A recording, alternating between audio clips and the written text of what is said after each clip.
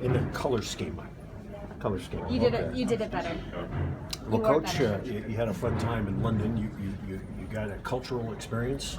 You got some bonding, and you won a big game. Which of those three was most important to you as a coach? The win. Yeah, the win. All the other stuff is important. Anytime you can build a team and come together is great. But when you've lost 5 games in a row, we needed to come back with the win, and we were able to do so. So it made for a very long trip home, a little bit more enjoyable, knowing that we got a win, and hopefully we can continue to play with the same type of urgency that we did against Indiana in London. Are you buying into the players talking about, yay, we're getting a little closer, we're getting some team bonding going?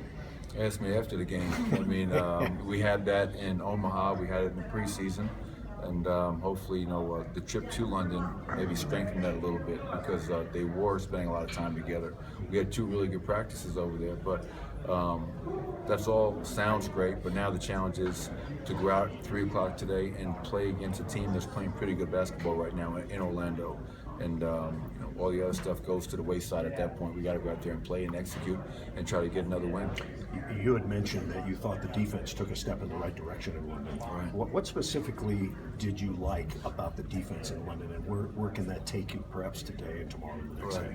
Well, if you break down the defense against their starting group was terrific. I think their starting group is maybe 35 from the field. Obviously, Paul George, Miles Turner, we did a great job on them. And then if you look just collectively, I thought our energy, our focus, our discipline was much better than it had been. And then I also thought, just the activity in which we executed the game plan. We fought over screens. We didn't die on screens. I thought we had a much greater multiple effort as opposed to at times when we played with just a single effort mentality. So hopefully that wasn't just a one game thing. It wasn't a game, all right, we have to win this game. Hopefully it's something that we can be a lot more consistent for us if we really want to make a push to try to be the 8th seed in the Western Conference. Orlando today, they didn't have Vucevic last time, and Peyton was coming off the bench. How much different did they look when you watch them now? Well, one thing they've done a great job of, their first quarters in the last 3 games, they're averaging 37 points. They had 42 against Utah, 36, I think, against Portland. That's going to be a big point of emphasis. Come out and win the first quarter. Don't let them get 35 points to get themselves going. You go back to our win in Orlando. Granted, Vucevic didn't play. We saved our best defense for the fourth quarter, where we really did a good job of defending at a high level. Peyton, as you mentioned, is playing at a high level. He's scoring the ball. He's rebounding, and he's playmaking. He's impacting the game in a lot of different areas.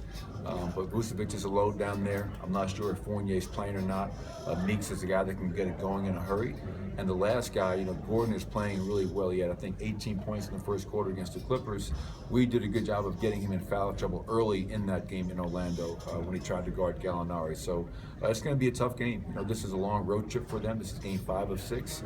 But we have to come out and just be ready to go from Jump Street. One of our Twitter followers asked us if I thought that jet lag would be any kind of an issue today.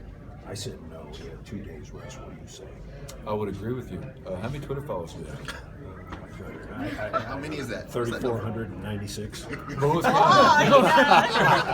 Who's counting? Today could be a big day, Coach. I would agree with you. I don't subscribe to the excuse of we're tired because we flew home. We had off on Saturday. We had a good practice yesterday, and we have to find a way to come out and get ourselves ready to play, and I think we will. Coach, how essential is it? When I talked to the guys post-game, they were saying this is some of the best chemistry we've ever seen. That they proved that today, that they carried that forward into today. Did you challenge that with them? Yeah, I think it's really important, Allie, because anybody can do it once. I mean, if you want to be a good team, if you want to be a playoff team, you have to do it consistently. And that means not just leaving it in London, bring it home and try to play that way. The offense, the chemistry on offense has not been an issue. Our offensive numbers are, ever since we made the lineup change, are unbelievable. The challenge is, can we play defense? Can we have defensive chemistry? It's great when you have 37 assists and you score 140 points, but if the ball's not going in, are you still going to play defense? Are you still going to cover for each other and give that extra effort? That's our biggest challenge. I have no concerns about us on offense. I really don't. My biggest concern is will we come out tonight and get into Vucevic, get into Elfrid Payton, Gordon, all their players, and make life difficult and not allow them to score 37 points like they have in the last 3 games.